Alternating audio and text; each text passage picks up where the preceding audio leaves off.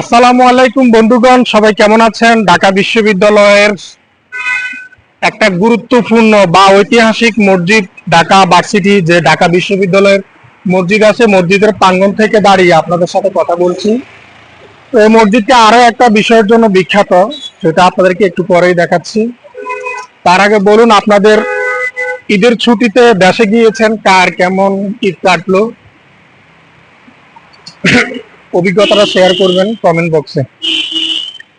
তো এই জায়গাটা, মসজিদটা এমন একটা মসজিদ, মসজিদ তো আল্লাহর ঘর, সবসময় পবিত্র একটা মুসলিম উম্মার জন্য বিশেষ একটা জায়গা। তারপরে এটার একটা বৈশিষ্ট্য আছে। আমাদের জাতীয় কবি কাজী নজরুল ইসলাম, আপনাদের নিশ্চয়ই খেয়াল আছে, একটা কবিতার মধ্যে লিখে গিয়েছেন, বা ওনার মনের যে ইচ্ছাটা পোষণ করে গিয়েছেন, মসজিদেরই পাশে আমায় কবর দিও ভাই, যেন শুয়ে শুয়ে মুয়াজ্জিনের আজান শুনতে পাই।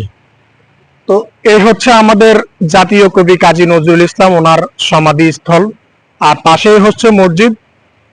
উনি যেমনটা চেয়েছিলেন মৃত্যুর পরে যেন মসজিদের পাশে ওনাকে সমাধি করা হয়, ঠিক তেমনটাই করা হয়েছে। এটা ঢাকা বিশ্ববিদ্যালয়ের মসজিদের পাশেই। তো জাতীয় কবি কাজী নজরুল ইসলাম এমন একজন লোক, ছোটবেলা যখন স্কুলে পড়তাম তখন বিভিন্ন কবিতা আবৃত্তি ছড়ার মাধ্যমে ওনার সাথে আমরা পরিচিত হয়েছি, বা ওনার মতো একজন ব্যক্তিত্বের সাথে। চল চল চল, তারপর কারা রইল কপাট নামের অসংখ্য অগণিত রক্ত গরম করা, হৃদয় শিহরণ জাগানো অনেক কবিতা আবৃত্তি আছে ওনার, যেগুলা ৭১-এর মুক্তিযুদ্ধ আমাদের জন্য অনুপ্রাণিত হয়েছে, বা আমাদের মুক্তিযুদ্ধে যারা করছে তাদের জন্য। তো এরকম একজন মানুষ, আমাদের দেশের গুণী একজন ব্যক্তি, জাতীয় কবি কাজী নজরুল ইসলাম, ওনার প্রতি বিনম্র শ্রদ্ধা। আর যারা যারা অবসর সময় পান অবশ্যই এইসব জায়গায় আসবেন।